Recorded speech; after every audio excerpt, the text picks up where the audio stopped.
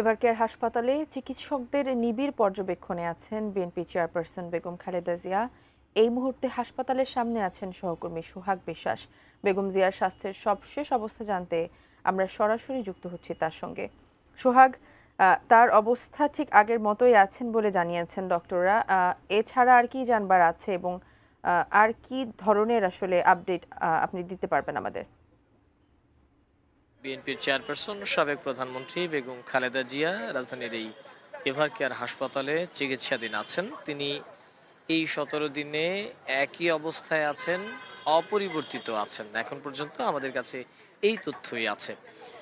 আহ, বিকেল 3টা 35 মিনিটের দিকে বেগম খালেদা জিয়ার পুত্রবধূ জুবাইদা রহমান তিনি এভার কেয়ার হাসপাতালে প্রবেশ করেছেন। তিনি এখন পর্যন্ত সেখানে আছেন। বেগম খালেদা জিয়ার চিকিৎসায় যে মেডিকেল বোর্ড রয়েছে সেই মেডিকেল বোর্ডের চিকিৎসকদের সাথে তিনি কথা বলছেন। তাদের সাথে পরামর্শ করে পরবর্তী কি পদক্ষেপ নেওয়া যাবে সেই ব্যাপারে তারা সিদ্ধান্ত নিচ্ছেন। এখন পর্যন্ত আমরা যতটুকু জানতে পেরেছি, বেগম খালেদা জিয়াকে বিদেশে নেওয়া হবে কিনা সেই বিষয়গুলো নিয়ে তারা পর্যালোচনা করছেন, সেই বিষয়গুলো নিয়ে আলোচনা করছেন। আর বেগম খালেদা জিয়ার চিকিৎসকরা জানিয়েছেন যে তার শারীরিক যে কন্ডিশন, সেই কন্ডিশনে ট্রাভেল করা তার জন্য বেশ বিপদের কারণ হয়ে উঠতে পারে। সে কারণে তারা এই মুহূর্তে বিদেশ যাত্রার ব্যাপারে খুব উৎসাহ দিচ্ছেন না, সেটি বলা যায়। এ কারণেই মেডিকেল বোর্ডের সিদ্ধান্ত অনুযায়ী কাতারের আমির যে এয়ার অ্যাম্বুলেন্সটি পাঠানোর কথা ছিল সেটি কারিগরি ত্রুটির কারণে একটু পিছিয়ে ছিল।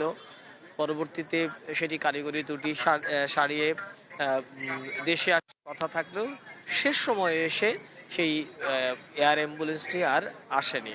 কেননা বেগম খালেদা জিয়াকে বিদেশে নেয়ার মতো তার শারীরিক কন্ডিশনটা তেমন একটা ছিল না। তো এখন এই মুহূর্তে বেগম খালেদা জিয়ার চিকিৎসকরা কি ভাবছেন, তাকে কবে নাগাদ বিদেশে পাঠানো হবে, লন্ডনে নিয়ে যাওয়া হবে, সেই বিষয়গুলো নিয়ে বেগম খালেদা জিয়ার যারা ব্যক্তিগত চিকিৎসক রয়েছেন এবং বিদেশ থেকে যারা মেডিকেল বোর্ডের যে চিকিৎসকরা এসেছেন, আপনি জানেন যে যুক্তরাষ্ট্র সহ বেশ কয়েকটি দেশের চিকিৎসকরা